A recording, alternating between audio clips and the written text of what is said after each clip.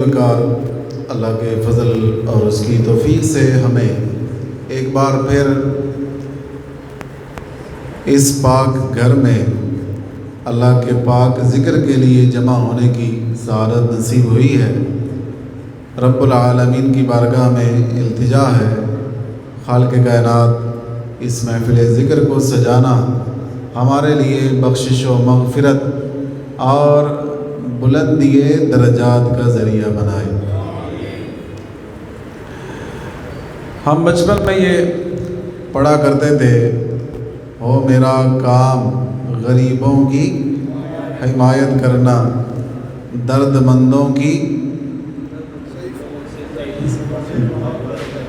مندوں سے ضعیفوں سے محبت کرنا۔ مطلب کیا ہے کہ ہمارے مذہب اسلام کی یہ خصوصیت ہے کہ ہمیں بچپن سے ہی خیر خواہی، ہمدردی، ضرورت مندوں کی مدد کرنے کا ہمارا دین ہمیں درس دیتا ہے۔ اور پھر یہ ہے کہ دکھی انسان کے درد کو ایک دکھی انسان ہی سمجھ سکتا ہے نا، دوسرا نہیں سمجھ سکتا۔ دکھیے دی گل دکھیا جانے، سکھیے نو کی خبراں۔ دکھیے دی گل دکھیا جانے، سکھیے نو کی خبراں۔ سجن جنہاں دے ٹر جاندے نے اور تک تک روندے قبراں۔ تو دکھی انسان کی کیفیت جو ہے وہ ایک درد بھرا دل رکھنے والا، نرم دل رکھنے والا انسان ہی سمجھ سکتا ہے۔ تو آج اسی حوالے سے گفتگو ہوگی، کیونکہ ایک پورے عالم اسلام پر جس بھی انسان کے دل میں، سینے میں دھڑکنے والا ایک نرم دل ہے، وہ فلسطین کی جنگ سے غم زدہ ہے۔ فلسطین میں ہونے والی شہادتوں سے اس کا دل پریشان ہے، اور وہاں پر جو ظلم اور بربریت کا بازار گرم کیا گیا ہے، اس کے حوالے سے ہر مسلمان کا دل ایک چھنی کی طرح ہو چکا ہے۔ تو آج کے درس میں یہ سمجھ لیں ایک درس ہے، ایک کلاس ہے۔ ہم نے یہ اپنا ذہن بنانا ہے کہ ہمیں مشکل وقت میں کسی کے کام آنا ہے، ہمیں مشکل گھڑیوں میں دوسروں کے کام آنا ہے، دوسروں کی مدد کرنی ہے، ضرورت مند کی ضرورت پوری کرنی ہے۔ تو قرآن و حدیث میں ہمارے لیے اس میں کیا تعلیم ہے، اور ہمارے بزرگان دین جنہوں نے قرآن حدیث کو کما حق کو سمجھا اور لوگوں تک اس کی تعلیمات پہنچائیں، اور خود انہوں نے کس طرح اس پر عمل کیا، اس کی چھوٹی سی ایک جھلک آپ ملاحظہ فرمائیں۔ حضرت سیدنا سری سقطی رحمۃ اللہ تعالیٰ علیہ بہت بڑے بزرگ ہیں۔ حضرت بایزید بستامی رحمۃ اللہ تعالیٰ علیہ کے ماموں ہیں، وہ بھی کتنے بڑے پائے کے ولی ہیں۔ تو حضرت سیدنا سری سقطی رحمۃ اللہ تعالیٰ علیہ آپ فرماتے ہیں کہ ایک دن میں نماز عید پڑھ کر گھر آ رہا تھا کہ اس وقت کے بہت عظیم ولی حضرت سیدنا معروف کرخی رحمۃ اللہ تعالیٰ علیہ وہ مجھے ملے، اور ان کے ساتھ ایک بچہ تھا۔ وہ بچہ رو رہا تھا، اس کی حالت کوئی اچھی نہیں تھی، عید والے کپڑے نہیں پہنے ہوئے، بال بکھرے ہوئے ہیں، اور بالکل عجیب حال ہے، اور رو رہا ہے۔ تو میں نے پوچھا، حضرت یہ بچہ آپ کے ساتھ پریشان ہے، رو رہا ہے، کیا وجہ ہے؟ تو حضرت معروف کرخی فرمانے لگے کہ میں عید کی نماز پڑھ کے جا رہا تھا، تو یہ راستے میں مجھے ملا، دوسرے بچے کھیل رہے تھے اخروٹ کے ساتھ، اس کے پاس اخروٹ نہیں، یہ ایک یتیم بچہ ہے، کھیلنے کی بھی چیزیں نہیں، چیز کھانے کے بھی پیسے نہیں، اور نئے کپڑے بھی نہیں، باپ کا سر پہ سایہ نہیں، تو اس لیے یہ رو رہا تھا، تو میں اس کو اپنے ساتھ لے آیا۔ حضرت سیدنا سری سقطی رحمۃ اللہ تعالیٰ علیہ آپ عرض کرتے ہیں کہ حضرت آپ یہ بچہ میرے حوالے کر دیں، میں اس کا خیال کروں گا۔ حضرت معروف کرخی رحمۃ اللہ تعالیٰ علیہ نے خوش ہو کر آپ نے وہ بچہ آپ کے حوالے کیا، اور اللہ کے ولی نے آپ کو دعائیں دی۔ حضرت معروف کرخی نے دعائیں دی۔ کیا دعائیں دی کہ اے سری سقطی، اللہ اس نیک کام کی برکت سے تمہارا دل ایمان کے نور سے بھر دے اور تمہیں اپنے راستے کے ظاہری اور باطنی پہچان نصیب فرمائے۔ فرماتے ہیں اس بچے کو لے کے میں بازار گیا، اس کے کپڑے خریدے، اس کو چیزیں دلائیں، اخروٹ دلائے اور اس کو تیار کیا جس طرح عید کے دن بچے تیار ہوتے ہیں۔ تو وہ پھر اپنے دوستوں کے ساتھ کھیلنے لگ گیا، سارا دن کھیل کود کے جب واپس آیا تو میں نے پوچھا بیٹا بتاؤ عید کا دن کیسا گزرا، عید کا دن کیسا گزرا؟ تو بچے نے کہا آپ نے میرے ٹوٹے ہوئے دل کو جوڑا ہے۔ بات سنیں آپ اور اس کو اپنے دل میں جگہ دیں۔ کیا کہا اس نے؟ آپ نے میرے ٹوٹے ہوئے دل کو جوڑا ہے، اللہ آپ کے لیے اپنی معرفت، اپنی پہچان کا راستہ آسان فرما دے۔ تو حضرت سیدنا سری سکتی رحمۃ اللہ تعالیٰ علیہ آپ فرماتے ہیں کہ اس بچے کی یہ اتنی پیاری دعا سن کر مجھے اتنی خوشی ہوئی کہ میری عید کی خوشیاں دوبالا ہو گئی، عید کی خوشیاں دوبالا۔ بچے نے دعا دی اور کیا کمال کی دعا دی۔ اس نے یہ نہیں کہا آپ کے رزق میں برکت ہو، آپ اور مالدار ہو جائیں، آپ کو وہ فلاں چیز مل جائے، فلاں چیز مل جائے، نہیں۔ اس نے کہا آپ نے میرے ٹوٹے ہوئے دل کو جوڑا ہے، اللہ آپ کے لیے اپنی معرفت کے راستے آسان فرما دے۔ مطلب کیا؟ اللہ تعالیٰ آپ کو اپنا عظیم ولی بنا لے، اللہ آپ کو اپنا قرب عطا فرمائے۔ تو حضرت واقعی ٹوٹے ہوئے دل کو جو جوڑنا ہے نا، اس سے جو بندے کو خوشی اور اطمینان نصیب ہوتا ہے، یہ پوری دنیا کی دولت خرچ کر کے بھی اس کی قیمت ادا نہیں کی جا سکتی، اتنی بڑی یہ نیکی ہے۔ اور نیکی جب ایسی ہاتھ آ جائے تو پھر موقع ضائع نہیں کرنا چاہیے، ٹھیک ہے؟ کہیں راہ چلتے کوئی ایسا ضرورت مند مل جائے، کوئی یتیم بے سہارا بچہ مل جائے، کوئی پریشان حال مسلمان مل جائے تو اس کے کام آنے سے کبھی بھی جی نہ کترانا۔ جتنی اللہ نے آپ کو توفیق اور استطاعت دی ہے اس کے کام آ جانا، اللہ تبارک و تعالی اس نیکی کے ذریعے تمہیں وہ مقام عطا فرمائے گا، وہ اجر عطا فرمائے گا کہ قیامت والے دن اہل محشر دیکھ کر تمہارے مقام پر رشک کریں گے۔ کتنا عظیم کام ہے کسی مسلمان کے چہرے پہ مسکراہٹ بکھیر دینا۔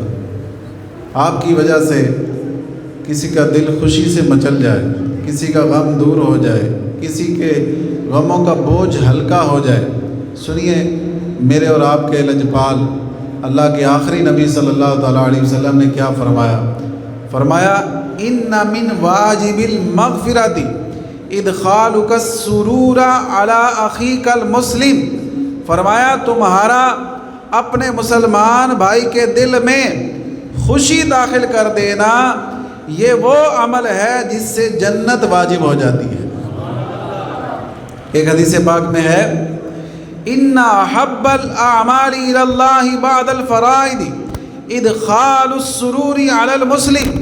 فرمایا فرضوں کی ادائیگی کے بعد اللہ کے نزدیک سب سے زیادہ محبوب پسندیدہ عمل یہ ہے کہ تم کسی مسلمان کے دل میں خوشی داخل کر دو، ہے جی، کسی مسلمان کے دل میں سرور داخل کر دو، اس کو خوش کر دو۔ سیدنا فاروق اعظم رضی اللہ تعالی عنہ سے روایت ہے، حضور سید دو عالم صلی اللہ تعالیٰ علیہ وسلم سے پوچھا گیا یا رسول اللہ اعمال میں افضل عمل کون سا ہے؟ تو میرے اور آپ کے لجپال آقا صلی اللہ علیہ وسلم نے فرمایا مسلمان کے دل میں خوشی داخل کرنا افضل عمل ہے۔ اور اس کا طریقہ کیا ہے؟ فرمایا اس کا طریقہ یہ ہے کہ جس کے پاس کپڑے نہیں اسے پہننے کے لیے کپڑا دے دو، جو کھانے کا محتاج ہے اسے کھانا کھلا دو، جو پینے کا محتاج ہے اسے پانی پلا دو۔ مطلب کیا ہے کہ اس طرف اشارہ فرمایا کہ جب تم کسی ضرورت مند کی ضرورت پوری کرتے ہو تو اس کا دل خوش ہوتا ہے، اور یہ دل میں خوشی داخل کرنا اللہ تبارک و تعالیٰ کے نزدیک بہت زیادہ پسندیدہ عمل ہے۔ ایک اور بڑی ایمان افروز حدیث پاک، نبی پاک صلی اللہ تعالیٰ علیہ وسلم ارشاد فرمایا من وافق من اخیہ شہوۃ غفر لہ، یہ کمال کا فرمان ہے۔ یوں سمجھ لیں کہ بخشش پانے کا فارمولہ ہے، بخشے جانے کا ذریعہ ہے جی۔ کوئی یہ چاہے نا کہ مجھے کوئی طریقہ مل جائے کہ میں بخشا جاؤں، تو طریقہ سرکار نے بتا دیا ہے، اب عمل کرنا ہمارا کام ہے۔ حضور نے فرمایا اپنے مسلمان بھائی کی خواہش میں اس کی موافقت کرنا، یعنی اس کی مرضی کے مطابق اس کی خواہش کو پورا کر دینا، وہ خواہش جو شریعت کے مطابق ہو، جائز ہو، مباح ہو، اس خواہش کو پورا کر دینا۔ فرمایا جو یہ عمل کر دیتا ہے اللہ اس کی مغفرت فرما دیتا ہے۔ یعنی تو مغفرت پانا کتنا آسان عمل ہے، کتنا آسان کر دیا اللہ تبارک و تعالیٰ نے۔ تو آج کے اس گئے گزرے دور میں بھلا کون ہوگا کہ جس کا دل یہ نہ چاہتا ہو یار میں خوشیوں بھری زندگی گزاروں، جس کا دل یہ نہ چاہتا ہو کہ مجھے سکون مل جائے، مجھے راحت مل جائے، پریشانیوں سے چھٹکارا مل جائے؟ کون ایسا ہوگا جس کا دل نہیں چاہتا؟ لیکن کوئی بے روزگاری سے پریشان ہے، کوئی اپنی اولاد کی نافرمانیوں سے تنگ ہے، کوئی اولاد نہ ہونے کی وجہ سے پریشان ہے، کوئی آپس کی ناچاکیوں سے پریشان ہے، کوئی قرض داری سے پریشان ہے۔ البتہ جس کو دیکھیں وہ کسی نہ کسی الجھن میں الجھا ہوا ہے، پریشانی میں گھرا ہوا ہے، تکلیفوں میں ڈوبا ہوا ہے۔ تو آپ جس کے قریب رہتے ہیں، جس تک آپ کی پہنچ ہے، آپ تو جانتے ہیں نا کہ میرے پڑوسی کو کیا مسئلہ ہے، آپ تو جانتے ہیں نا میرا بھائی کس پریشانی میں ہے، آپ تو جانتے ہیں نا میری والدہ کو کیا ٹینشن ہے۔ تو آپ کو جتنی اللہ نے استطاعت دی ہے اس کے مطابق آپ لوگوں کی پریشانیاں دور کریں اور ان کی خواہشوں کے مطابق ان کی تکلیف دور کر دیں گے۔ تکلیف دور کرنا یہ دنیا کی معمولی اور وقتی تکلیفیں دور کرنا آپ کا کام ہے۔ آپ کا رب آپ کی بخشش بھی فرمائے گا، اور جس کی بخشش ہو جائے گی اس سے ہمیشہ رہنے والی آخرت کی تکلیفیں دور کر دی جائیں گی۔ وہ تو نہایت سستا سودا بیچ رہے ہیں جنت کا، ہم مفلس کیا مول چکائیں، اپنا ہاتھ ہی خالی ہے۔ دوستو یہ ذہن میں رکھیں، ہم مومن ہیں۔ ہم کون ہیں؟ ذرا بولیں، ہم کون ہیں؟ ہم مومن ہیں۔ اور مومن کو کیسا ہونا چاہیے؟ میں کہوں تو آپ مجھے کہہ سکتے ہیں آپ پتہ نہیں تم غلط کہہ رہے ہو، کسی اور عقل مند دانا شخص کی بات آپ کو بتاؤں تو آپ کہیں پتہ نہیں اس نے غلط کہا صحیح کہا۔ مومن کو کیسا ہونا چاہیے؟ آئیے ان سے پوچھتے ہیں جن کا کلمہ پڑھ کے بندہ مومن بندہ ہے، حضور سے پوچھتے ہیں، سید الانبیاء صلی اللہ تعالیٰ علیہ وسلم سے پوچھتے ہیں یا رسول اللہ مومن کو کیسا ہونا چاہیے؟ تو حضرت سیدنا عبداللہ بن عمر رضی اللہ تعالیٰ عنہ اس حدیث کے راوی ہیں۔ آپ فرماتے ہیں ہم ایک روز امام الانبیاء صلی اللہ تعالیٰ علیہ وسلم کی خدمت میں حاضر تھے۔ آپ صلی اللہ تعالیٰ علیہ وسلم نے صحابہ اکرام سے ایک سوال پوچھا ان من الشجرۃ شجرۃ لا يسقط ورقها وانها مثل المسلم فحدثوني ما هي۔ حضور نے فرمایا درختوں میں ایک درخت ہے، اس کے پتے نہیں گرتے، اس کے پتے نہیں گرتے۔ فرمایا اس کی مثال مسلمان جیسی ہے۔ اے صحابہ بتاؤ وہ کون سا درخت ہے؟ تو صحابہ اکرام علیہم رضوان سوچنے لگے، کوئی کون سا درخت ذہن میں لاتا، کوئی کون سا، کوئی کیا سوچنے لگا، کوئی کیا سوچنے لگا کہ ایسا کون سا درخت ہے جو مسلمان کی طرح ہے، اس کے پتے نہیں گرتے۔ ہر کوئی اپنے اپنے ذہن کے مطابق سوچ رہا تھا۔ حضرت عبداللہ بن عمر کہتے ہیں میرے ذہن میں اس سوال کا جواب آ گیا، میرے ذہن میں اس سوال کا جواب آ گیا، لیکن وہاں صدیق اکبر بھی بیٹھے تھے، وہاں بڑے بڑے صحابہ اکرام بیٹھے تھے۔ تو میں نے کہا اگر سارے بڑے بڑے خاموش رہیں، میں چھوٹا ہو کے بتا دوں تو یہ بے ادبی ہے۔ تو کہتے ہیں پھر میں بھی چپ رہا۔ تو یہ چھوٹے بچے جو بیٹھے ہیں نا، ان کے لیے اس حدیث پاک میں درس ہے۔ بیٹا جب آپ بڑوں میں بیٹھے ہوں اور کوئی سوال پوچھا جائے آپ کو آتا ہو اور بڑوں کو نہ آتا ہو تو پھر آپ بھی نہ بتایا کریں، تاکہ آپ کی وجہ سے کسی بڑے کی بے عزتی نہ ہو، ٹھیک ہے، اس کی دل آزاری نہ ہو۔ تو حضرت عبداللہ بن عمر کہتے ہیں مجھے آ گیا تھا جواب، لیکن میں چپ رہا کہ جب بڑے خاموش ہیں تو میرا بولنا پھر وہاں پر مناسب نہیں ہے۔ تو کہتے ہیں جواب تو میرے ذہن میں آ گیا تھا لیکن میں نہ بولا حیا کرتے ہوئے، تو پھر نبی پاک صلی اللہ تعالیٰ علیہ وسلم نے خود ہی اس کا جواب ارشاد فرمایا ہی النخلۃ، فرمایا وہ درخت جو مسلمان کی طرح ہے وہ کھجور کا درخت ہے۔ تو وہ کون سا درخت ہے؟ کھجور کا درخت ہے۔ اب یہ دیکھیں تشبیہ کیسی ہے، مثال کیسی ہے کہ مسلمان کو نبی پاک صلی اللہ تعالیٰ علیہ وسلم نے کھجور کے درخت کے ساتھ تشبیہ دی ہے۔ وجہ کیا ہے؟ علماء کرام نے اس کی تشریح فرمایا وجہ یہ ہے کہ کھجور کا ایسا درخت ہے، درخت تو اور بھی بہت ہیں لیکن کھجور کے درخت کی یہ خاصیت ہے کہ اس کے ایک ایک جز میں اللہ تبارک و تعالیٰ نے حکمتیں رکھی ہیں۔ اس کا ایک ایک جز کام آتا ہے، اس کا کوئی حصہ بھی ضائع نہیں ہوتا۔ اس کا تنا ہے وہ بھی کام آتا ہے، اس کی جو شاخیں ہیں وہ بھی کام آتی ہیں، اس کا جو پھل ہے وہ بھی کام آتا ہے، پھل کھا لیں گٹک بچ جاتی ہے وہ بھی کام آتی ہے، ٹھیک ہے، کئی مرضوں کا اس سے علاج ہوتا ہے۔ تو مطلب اشارہ اس بات کی طرف تھا کہ جس طرح کھجور کے ایک ایک حصے سے مخلوق خدا فائدہ اٹھاتی ہے، نقصان کوئی نہیں ہوتا، فرمایا مسلمان کو بھی ایسے ہی ہونا چاہیے کہ مسلمان سے فائدہ ہی فائدہ ہونا چاہیے، کسی کو نقصان نہیں ہونا چاہیے۔ ایسا ہونا چاہیے مسلمان، مومن کو ایسا ہونا چاہیے۔ حضور نے فرمایا المسلم من سلم المسلمون من لسانہ و یدہ، فرمایا کامل مسلمان وہ ہے کہ جس کے ہاتھ سے بھی دوسرے مسلمان محفوظ رہیں اور جس کی زبان سے بھی دوسرے مسلمان ہیں۔ ہماری زبان سے بھی کسی کا دل نہیں ٹوٹنا چاہیے، ہماری زبان سے کسی کی غیبت نہیں ہونی چاہیے، ہماری زبان سے گالیاں نہیں نکلنی چاہیے، ہماری زبان سے جھوٹ نہیں نکلنا چاہیے، ہماری زبان سے کسی کا دل دکھانے والے الفاظ نہیں نکلنے چاہیے۔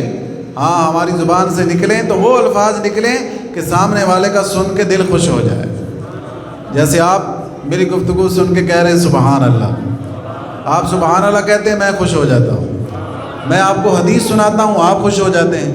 تو مسلمان کو ایسا ہونا چاہیے کہ ہماری زبان سے نکلنے والے الفاظ اگلا بندہ سنے تو کہے سبحان اللہ، ہے جی، تو اس طرح مسلمان کو ہونا چاہیے۔ تو قرآن پاک میں بھی اس کی مثال دی گئی ہے کہ ہم جو کسی کو خوشیاں دیتے ہیں نا، یہ ایسی نیکی ہے جو باقی رہتی ہے، باقی تو سب کچھ ضائع ہو جانا ہے۔ قرآن پاک میں ایک مثال اللہ نے ذکر فرمائی ہے، یہ میں بیان کر کے اپنی گفتگو کو ختم کروں گا۔ اس مثال کا خلاصہ یہ ہے کہ آسمان سے جب موسلا دھار تیز بارش ہوتی ہے، ندی نالے بہنے لگتے ہیں، تو اب کیا ہوتا ہے، جب تیز پانی بہہ رہا ہوتا ہے نا تو پانی کے اوپر کچھ جھاگ آ جاتی ہے، پانی کے اوپر کچھ جھاگ آ جاتی ہے۔ تو اللہ تبارک و تعالیٰ اس کو قرآن میں ذکر فرماتا ہے فَأَمَّا الزَّبَدُ فَيَذْهَبُ جُفَاءً، فرمایا تو جھاگ تو ضائع ہو جاتا ہے، وَأَمَّا مَا يَنْفَعُ النَّاسَ فَيَمْكُثُ فِي الْأَرْضِ، اور وہ جو لوگوں کو فائدہ دیتا ہے وہ زمین میں باقی رہتا ہے۔ اس آیت کو تھوڑا سا میں ایکسپلین کروں گا، آپ نے ذرا توجہ کرنی ہے۔ مطلب یہ ہے کہ اوپر آنے والی جو جھاگ ہوتی ہے وہ کچھ دیر کے لیے تو پانی کو ڈھانپ لیتی ہے، مگر وہ زیادہ دیر ٹکتی نہیں، تھوڑی دیر بعد غائب ہو جاتی، ختم ہو جاتی، اس کا وجود نہیں رہتا۔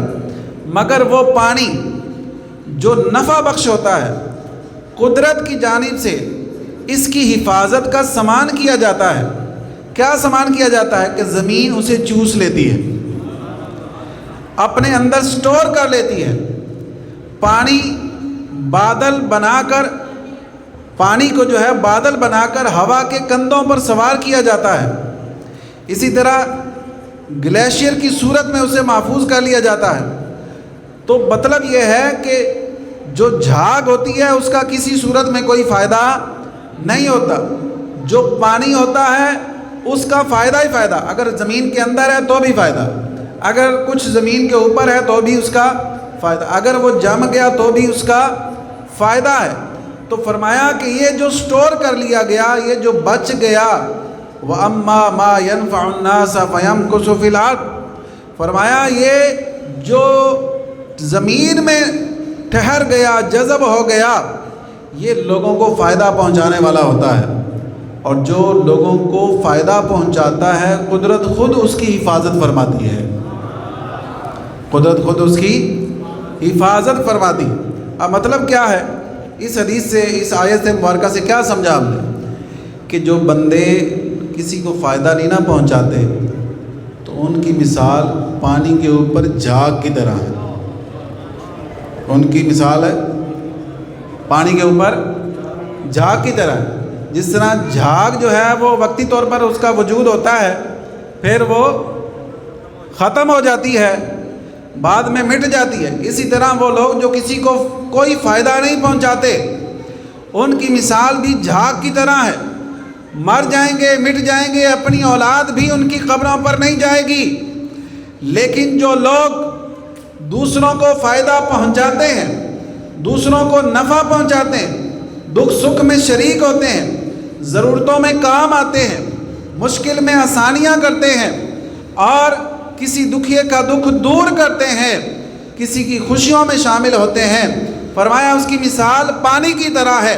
جس طرح پانی کو اللہ کی طرف سے محفوظ کر لیا جاتا ہے، سٹور کر لیا جاتا ہے، اسی طرح جو اللہ کے یہ بندے ہیں جو نفع بخش ہیں، اللہ ان کو بھی محفوظ فرما دیتا ہے۔ دیکھیں غوث پاک رضی اللہ تعالیٰ عنہ کو دنیا سے گئے صدیاں ہو گئی، لیکن آج بھی ان کی عظمتوں کے ترانے گائے جا رہے ہیں۔ لوگ کہتے ہیں بیٹا ہونا چاہیے، فائدہ ہوگا، نسل آگے بڑھے گی، وہ ہماری نسل کو آگے بڑھائے گا۔ ارے یہ بیٹوں کا کام نہیں ہے کسی کو زندہ رکھنا۔ کتنے ایسے بیٹوں والے ہیں کہ جو مر گئے، ان کی قبروں کے نشان بھی مٹ گئے، پیچھے کوئی ان کی قبر کا بھی عطا پتہ لینے والا نہیں۔ لیکن جو لوگ امت مسلمہ کے لیے، مخلوق خدا کے لیے نفع بخش رہے، ان کی مثال دیکھیں کہ اگرچہ ان کے پاس بیٹے نہیں بھی تھے، اللہ تعالیٰ نے پھر بھی ان کا نام زندہ رکھا ہوا ہے۔ مجھے بتائیں حضور دادا صاحب کے کتنے بیٹے ہیں؟ کوئی بھی بیٹا نہیں، حضور دادا صاحب کا کوئی بھی بیٹا نہیں ہے، لیکن بڑے بڑے مشائخ آپ کے مزار پر جھاڑو دینا اپنی خوش بختی سمجھتے ہیں۔ ہر وقت زائرین کا، محبت کرنے والوں کا رش لگا ہوا ہے۔ کیوں؟ داتا صاحب نے لوگوں کی بگڑیاں بنائی ہیں، داتا صاحب نے روتوں کو ہنسایا ہے، داتا صاحب نے ضرورت مندوں کی ضرورتیں پوری کی ہیں۔ دنیا میں بھی جب تک وہ زندہ تھے کرتے رہے، قبر میں جا کے بھی اللہ کی عطا سے وہ لوگوں کی ضرورتیں پوری کر رہے ہیں جی۔ تو اللہ تبارک و تعالیٰ نے ان کا نام زندہ رکھا ہوا، 1000 سال ہونے والا ہے، کبھی ان کے چرچوں میں کمی نہیں آئی، ہر سال ان کا عرس پہلے سے بھی بڑھ جاتا ہے، ہر سال محبت کرنے والے پہلے سے بھی بڑھ جاتے ہیں۔ تو پھر ہمیں سمجھ لینا چاہیے، اگر ہم کسی کے لیے نفع بخش نہیں رہیں گے، آج تو نفسا نفسی کا عالم یہاں تک پہنچ گیا کہ بیٹا اپنے باپ کے لیے فائدہ مند نہیں، اولاد اپنے ماں باپ کے لیے فائدہ مند نہیں، اپنے بہن بھائیوں کے لیے ہم فائدہ مند نہیں، اپنے پڑوسیوں کے لیے فائدہ مند نہیں، اپنے بیوی بچوں کے لیے ہم فائدہ مند نہیں ہو رہے، ان کو نفع نہیں پہنچا رہے، بلکہ الٹا ہم ان کو اذیتیں دے رہے ہیں، ان کو تکلیفیں دے رہے ہیں، ان کو طرح طرح سے دکھ پہنچا رہے ہیں۔ تو یہ یاد رکھیں، دکھ پہنچانے والا بندہ پانی کے اوپر والی جھاگ کی طرح ہے، مٹ جائے گا، ختم ہو جائے گا، لیکن سکھ دینے والا بندہ وہ پانی کی طرح ہے۔ جس طرح پانی کو اللہ نفع بخش بناتا ہے، اسی طرح مخلوق خدا کی خدمت کرنے والے بندے کو بھی اللہ تعالیٰ نفع بخش بنا دیتا ہے، وہ دنیا میں بھی تر و تازہ رہتا ہے، آخرت میں بھی تر و تازہ رہتا ہے۔ اگر ہمارے گھر میں ایک دوسرے کی خیر خواہی، دکھ سکھ بانٹنے کا جذبہ ہوگا نا، تو یہ ماحول پھر باہر آئے گا، گلی محلوں میں آئے گا، شہر میں آئے گا، یہ ماحول پھر جناب ملکی سطح پر جائے گا۔ پھر جو ہے وہ ملکی سطح پر جائے گا، ملکوں سے بات آگے چلے گی، پھر کسی بھی ملک میں کوئی پریشان ہوگا، کوئی مسلمان دنیا کے کسی کونے میں بھی اذیت میں ہوگا تو پھر وہ اکیلا نہیں رہے گا، پھر پوری امت مسلمہ اس کے ساتھ کھڑی ہوگی۔ اگر ہم نے یہ ماحول بنایا ہوتا کہ ہم دکھیوں کے کام آتے، ضرورت مندوں کی ضرورتیں پوری کرتے، تو آج بے حسی کا یہ عالم نہ ہوتا کہ 8 روز سے فلسطین میں جنگ جاری ہے اور مسلمان حکمرانوں کے کانوں پر جوں تک نہیں رینگ رہی، یہ بے حسی یہاں تک نہ پہنچتی۔ اگر ہمارے خاندان میں اپنے فیملی سیٹ اپ کے اندر خیر خواہی کا جذبہ ہوتا تو پھر آج امت مسلمہ اس کرب میں نہ ہوتی، اس پریشانی میں نہ ہوتی جس کے دن ہمیں دیکھنے پڑ رہے ہیں جی۔ ایک